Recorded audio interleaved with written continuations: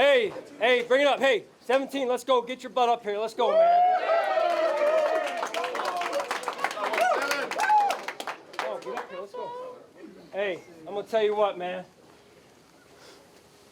You guys are so damn tough. So damn tough. No quitting this football team. And at 17, I don't know what play that was supposed to be, but you did a hell of a job. And that toughness element is undefeated, man, in football and in life. Don't ever forget that, man. Super proud of you guys, all three phases. Everyone, great organizational win right here. Hey, we didn't ride the wave, right? Ho. Hey, we didn't ride the wave. We stayed here, right? Stay chill, stay calm, believe in ourselves and in one another. Victory Monday. 1, 2, 3, 1, 2, 3.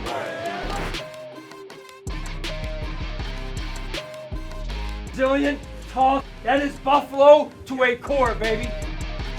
How about those Buffalo Bills? Right here, baby! Right here! 1, 2, 3, 1, 2, 3.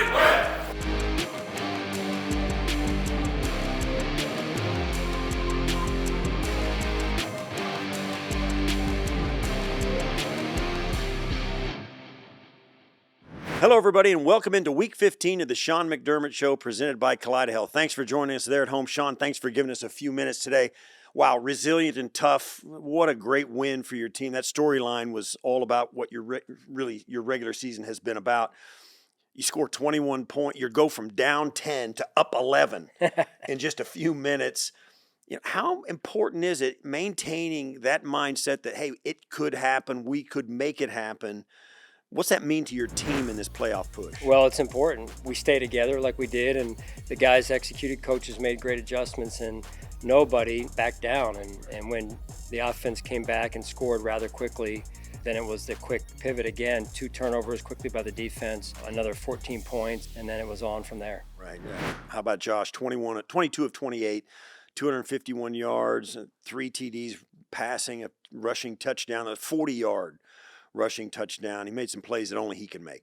He had 2 fourth down, tight window throw, the whole thing. I mean, so having a player like Josh, does his abilities, how much does that weigh in your decisions and how aggressive you can be as a head coach? Well, I don't want to not be aggressive. You want the ball in the hands of your best player. So no different in the 4-minute drive at the end of the game where we say, hey, could we run it on second down? Yes, we could.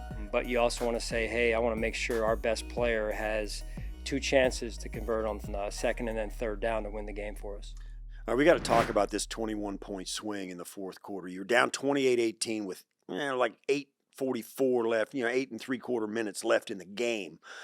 And then Josh snaps off this 40-yard touchdown run with 7.5 minutes left in the game. Then Christian Benford picks off a 6-foot pass and goes into the end zone with like 5.5 minutes left. And then AJ, in the next play or two, he gets a tipped interception.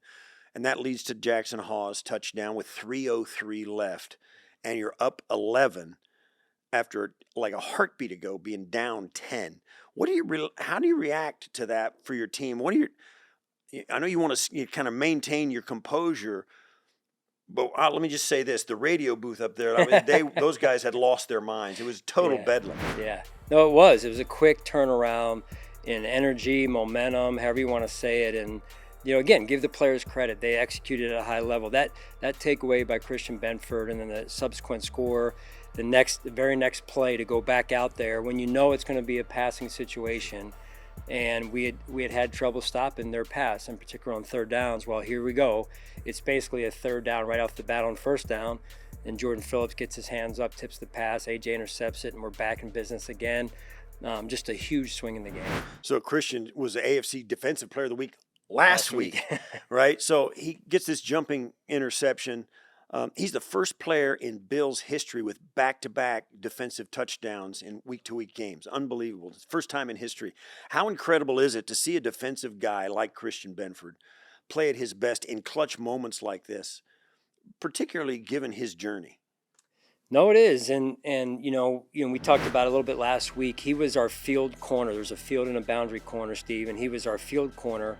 heading into this year, which basically means you get, hey, most of the balls go to the boundary. We had him to the field just due to the pairings we had. And then so coming into this year, he's our top corner, and started matching him on some of the best receivers, and that's taken some time, and he's gotten used to it. We tried it a little bit last year as well. So it's really just fun to watch a young player develop and really invest in his own career through his hard work, through his dedication, and he's so loyal to the team and his teammates. It's great to see. All right, Sean, we'll catch up with you later in the show to talk about the New England Patriots on the horizon. We'll come back in a minute. Stay with us here on the Sean McDermott Show.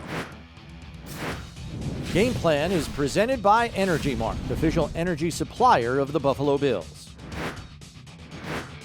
When we come back, Eric Wood gives us his breakdown of the win over Cincinnati. Later on, get an inside look at Josh Allen's legacy being cemented at the University of Wyoming.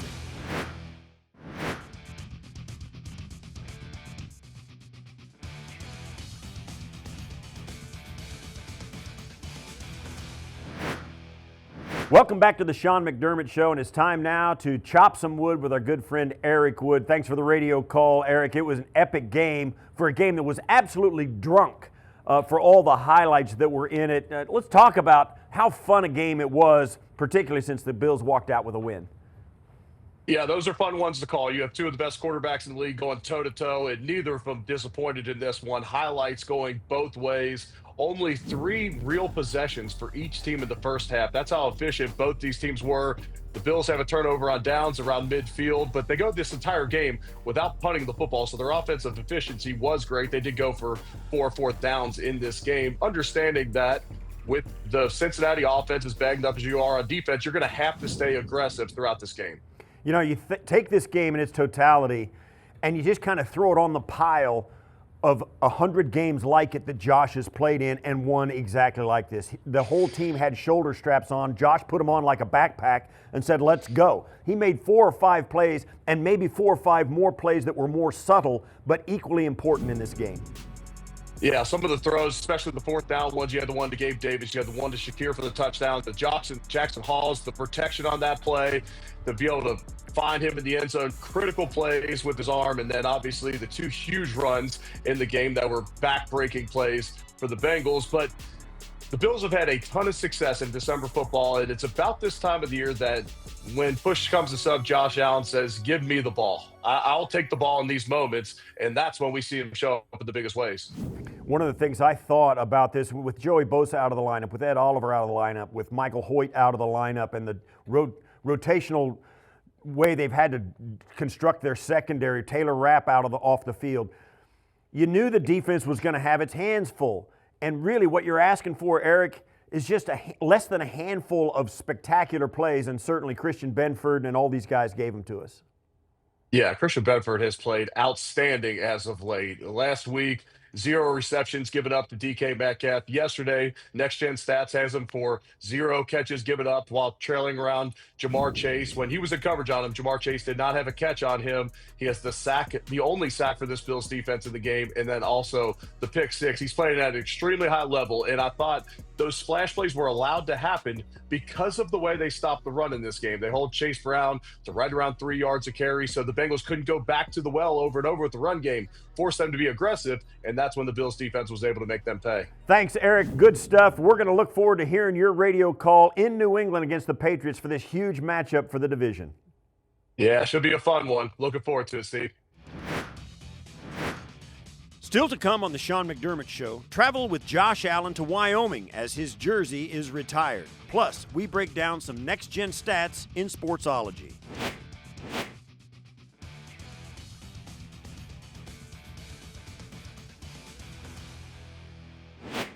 Again, I still cherish some of the friendships and the relationships that I've made when I was there. You know, guys that I still talk to, guys that I still hang out with. I grew up, you know, not from a small age, but I grew up as a man with some of these men that are still in my life. So that suite you're in, that's where my kids used to always sit. Oh, really? Yeah. Okay, so that's the bowl suite.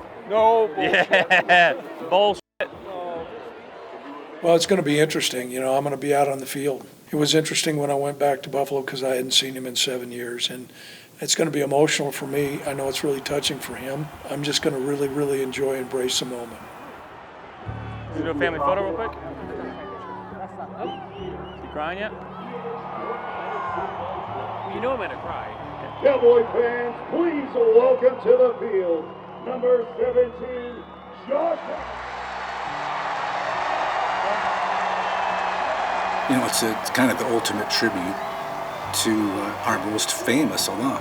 Nobody who's achieved this level of fame, who's a household name. Wyoming is a very large state, but we're all connected by one thing, and that's a bucking horse and rider. And right now, he is the face of Wyoming.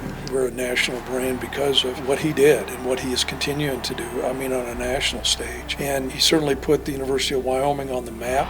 And the first Cowboy to have his jersey retired at the University of Wyoming. He changed his place. He changed our state. To have this ceremony unveiling his name and number in our stadium as the only retired jersey in history is a remarkable thing. I mean, but it's so well deserved.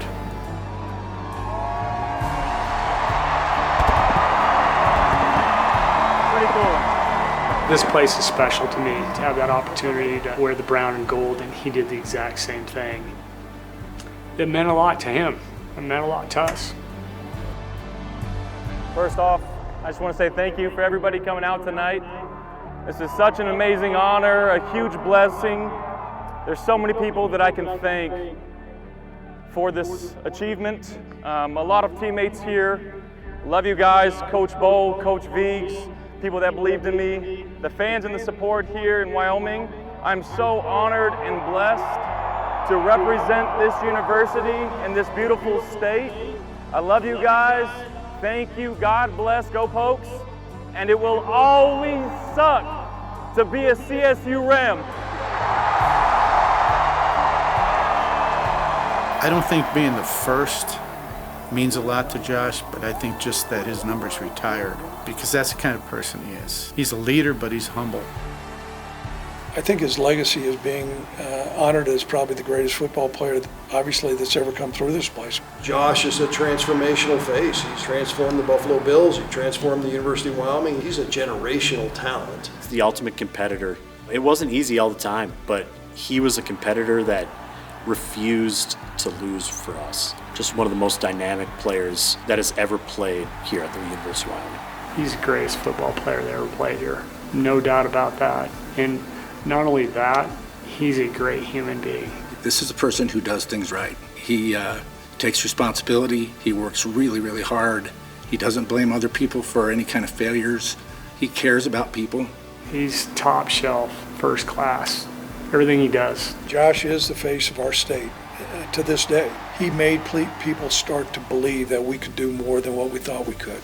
From that little town to not being recruited to here, another little town, to Buffalo, he makes some average places big. Let's just say we all kind of feel a little bit like underdogs. And so when we see an underdog come to shine and then go on to, become an MVP, it's like, maybe we can do that. When somebody like Josh Allen is doing it the right way, it's pretty awesome.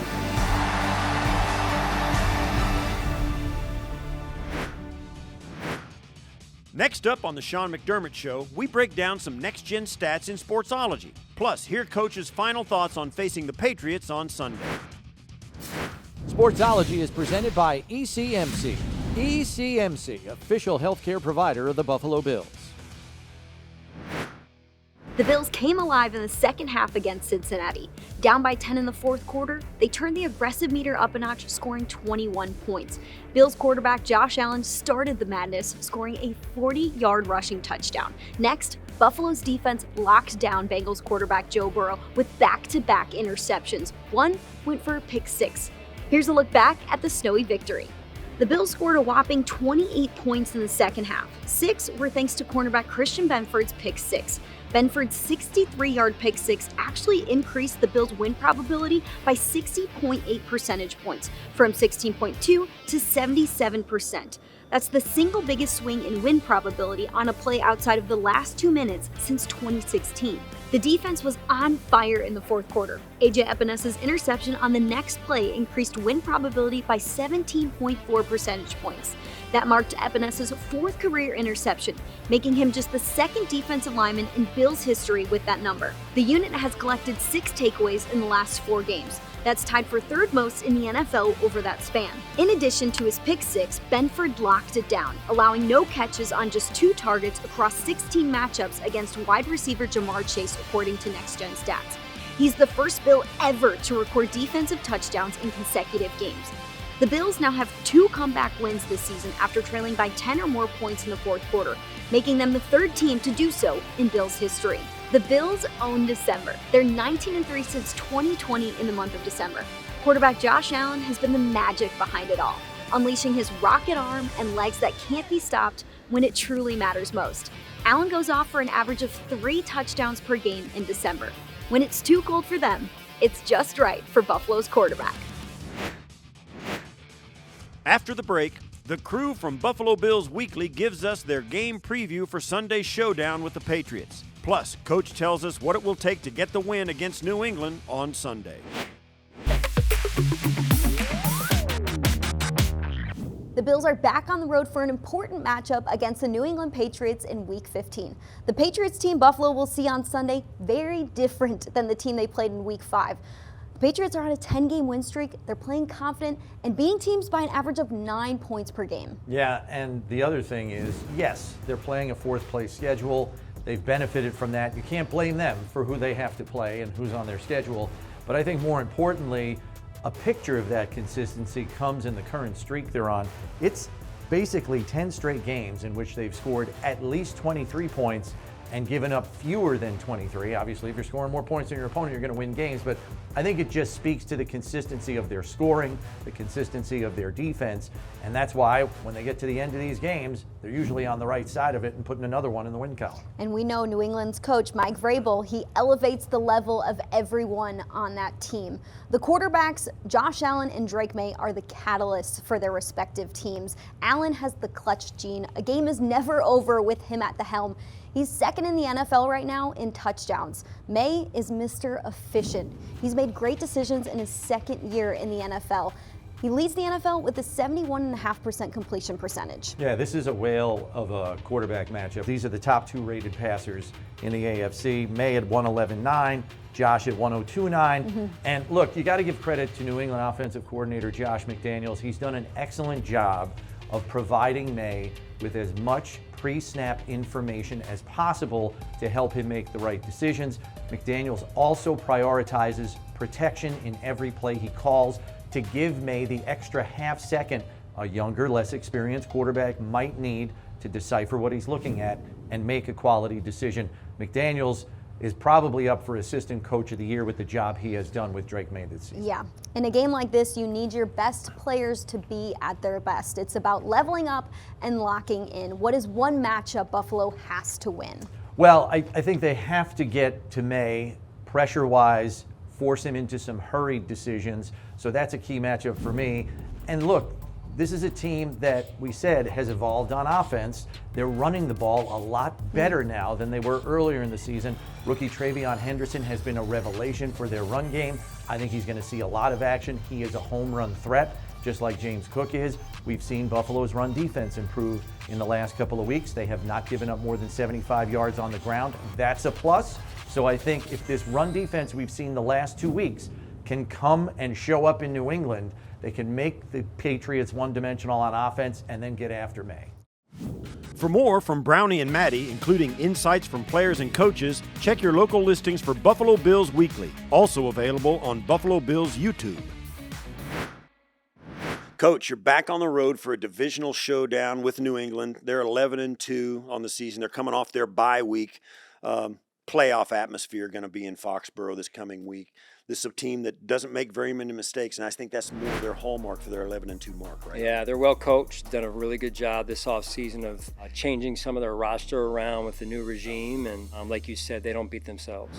Yeah, Drake May is top 5 quarterback statistically in a bunch of categories. It's a second-year quarterback, but he's playing at a really high level.